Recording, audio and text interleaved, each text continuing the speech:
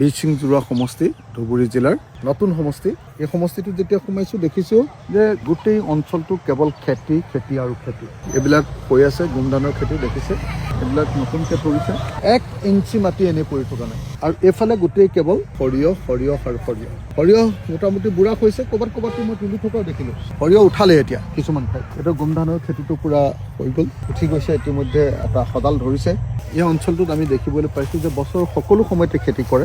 বাৰিষা শালি খেতি কৰে, এই সময়খিনিত সৰিয়হ কৰে, নহ'লে গোমধান কৰে, নহ'লে মাকৈ কৰে। হয়, এই দূৰলৈ বেছি সেউজীয়াখিনি বিলাহীৰ খেতি, মাজৰখিনি আকৌ সৰিয়হৰ খেতি, তাৰ মাজত মাটিমাহৰ খেতি আছে। তো হাজাৰ হাজাৰ বিঘা মাটি এনেকৈ মানুহে খেতি কৰিছে। ধানৰ খেতি কৰিছে, গোমধানৰ খেতি কৰিছে। আৰু এইটো ঠাইত বৰ ধুনীয়াকৈ এটা বস্তু দেখিলোঁ, কেইদিনমানৰ পাছত বড়ো বা আহু খেতি কৰিবৰ কাৰণে নদীৰ পাৰটোত একদম পানীত লাগি থকালৈকে এনেকৈ খেলনীয়া ঠাইখিনিত ধুনীয়াকৈ মানুহে খুচি খুচি খুচি খুচি মাটিখিনি চহাইছে আৰু চহাই তাতে কঠীয়া পাৰিছে। কঠীয়া পাৰিবলৈ জাগা নাই, নদীৰ বুকুত এনেকুৱা খেলনীয়া ঠাইখনত কঠীয়া পাৰি আছে। মই প্ৰথমবাৰৰ কাৰণে জীৱনত দেখিলোঁ যে কঠীয়াবিলাক কিবা চৰায়ে খায় বুলি ওপৰত নেট এখন দি থৈছে। এনেকৈ হাজাৰ হাজাৰ বিঘা মাটিত মই ইয়াৰ খেতিয়কসকলক খেতি কৰা দেখিছোঁ। মই যিটো সদায় কৈ থাকোঁ যে বছৰৰ সকলো সময়তে খেতি কৰিব লাগিব।